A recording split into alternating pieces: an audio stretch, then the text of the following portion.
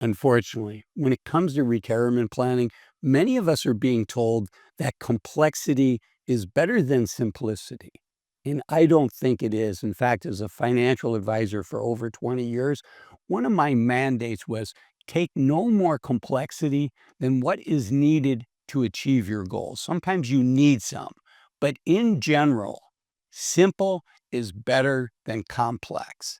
The reason we're being told we need complex tools is because complex tools are designed to be sold, not bought. And what I mean by that is sometimes these complex tools to help us reach our financial goals can be very profitable for the person trying to convince you to use them. And oftentimes there's a simpler solution that leaves other doors open, that costs less, that gives you more alternatives later in life, and it doesn't bind your hands and lock you into one set strategy. So simple is not easy. If simple was easy, right? For instance, weight loss. We all know eat less, exercise more, right? So if simple was easy, we'd all have six-pack abs and we'd all be running 5-minute miles, but it's not that easy. Okay. So I have 4 rules for building wealth, and let's use that as the foundation. The first one, and it's simple, as you would guess from this video. The 4 rules are spend less than what you earn. You have to invest that. It's not enough to just save it. And then 1 house, no second house, and it's your money, do what you want, but these are my 4 rules. You can have your own as well. So spend less than you earn, invest it, 1 house, and 1 spouse. And I say that somewhat tongue in cheek, but divorce can be very expensive. Divorce has derailed many retirement plans, and not every relationship is meant to last forever, but it's worth investing the time and effort to see if your relationship can be strengthened through a difficult period. Okay. The next thing to talk about is, again, getting back to simplicity. It's about having an asset allocation that works for you, that you can stick with in good times and bad times. And the asset allocation, again, it sounds simple. You might be saying, "Hey, Azul, of course, I already know this." But asset allocation, believe it or not, is going to account for over 80% of your success and the growth of your money in your savings. And we want our money working harder for us than we are to put new money in. We want the money that we saved to be working harder for us. I use the analogy of, our dollars saved our soldiers in the battle to get us to retirement. We want to send those soldiers out to war so we don't have to, get up at 5 in the morning and put up with the hour commute. We want the dollars working harder than we are. Okay. The next thing is just following those 4 basics that I shared with you earlier. Right. Spend less than you earn, invest it, 1 house, 1 spouse. That probably gets you ahead of over half of all Americans. Just that simple concept. Again, simple but not easy, but many of us can do that. So that gets us in the top half of all Americans likely.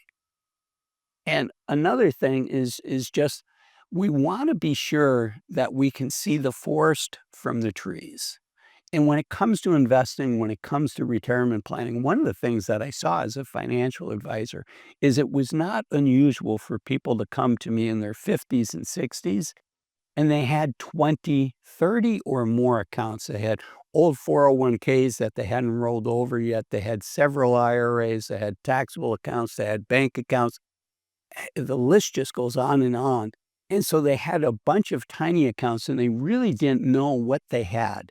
And to the extent it makes sense to combine accounts, fewer accounts, to have as few accounts as necessary to achieve your goal.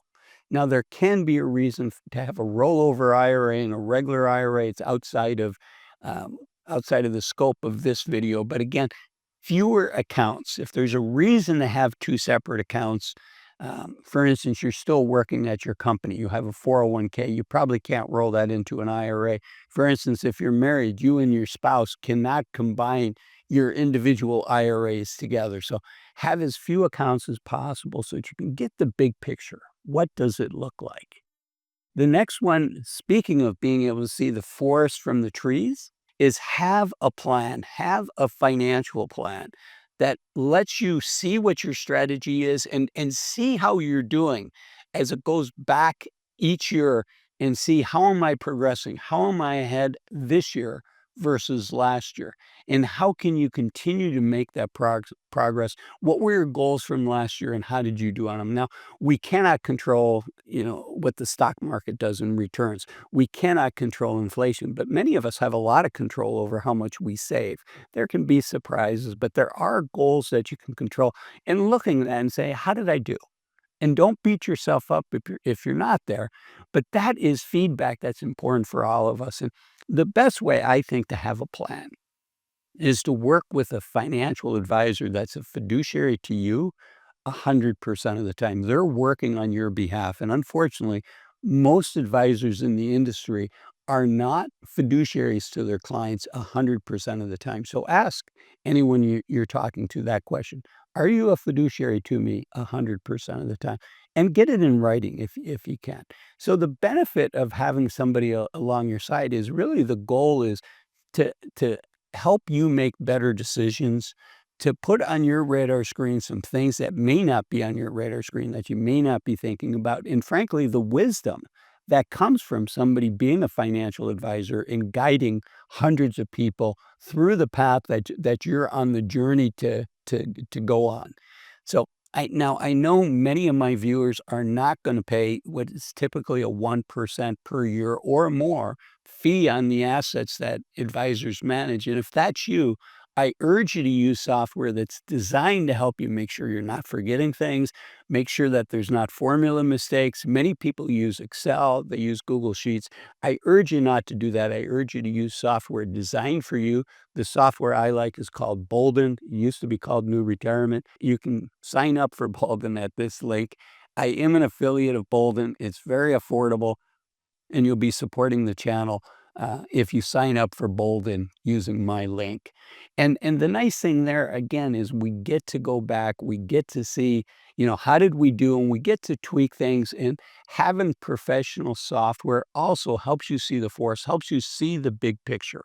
And one of the big picture items that's really important is what accounts is your money saved in? Having $100,000 saved in a regular IRA is very different than having $100,000 saved in a Roth IRA, and is also different from having $100,000 saved in a savings account at your local bank. The regular IRA is what I call a tax me later account. We're going to get taxed when we take the money out. We got a tax break when we put the money in. The savings account is what I call tax me as I go. We pay taxes on the gains every year, or at least on the interest and the income off of that account. And then the Roth IRA, we didn't get a tax break when the money came in, but then according to current law, we'll never pay federal tax on a Roth IRA. So it's what I call a tax me never account. So that's a really important one, beginning with the end in mind, and what do you want those accounts to look at? Now, none of this is financial advice. None of this is accounting advice or legal advice, but I want to put it on your screen. Think about where you want your money to be when you retire. And you can tweak things later, right? You could do Roth conversions and things like that. But you also want to consider, would you be better off just building it this way from the start? And then probably the two most important ones is I encourage you to optimize on life, not your bank account. The challenge is it's super easy to look at our accounts and say, okay, know how I'm doing here. So we start optimizing on that, but we're giving up things. We're giving up things when we're healthy, when we're active, when we have energy, when we have our full mental acuity. And I want you thinking about, when you're 65 years old, what do you want to look back at and say, I'm really proud, I'm really happy that I was able to do these things. And make sure that you invest money in that as well, because the journey is every bit as important. I would argue is more important than the destination of retirement. Now, retirement is a new starting line, but it is a destination, but don't forget to enjoy the journey. And then the most important thing I'll leave you with is your health is much more important than your wealth. There's lots of ways to make extra money, right? You could take an extra part-time job. You could do a side hustle. You could decide, you're when it comes time to retire, you're still gonna work 10 or 15 hours a week. There's lots of ways to make more money, but once we've lost our health, as we get older, it's really, really hard, if not impossible, to get our health back. So I encourage you to focus on your health, invest in your health as well, and when given a choice between something for your health versus your wealth, give your health more considerations than maybe we have, because it's just so easy to put it off for tomorrow. If you like videos like this where I talk about making the best possible decisions for ourselves, the YouTube algorithm says this is the next best video of mine for you to watch next. Thanks for watching this one. Bye-bye.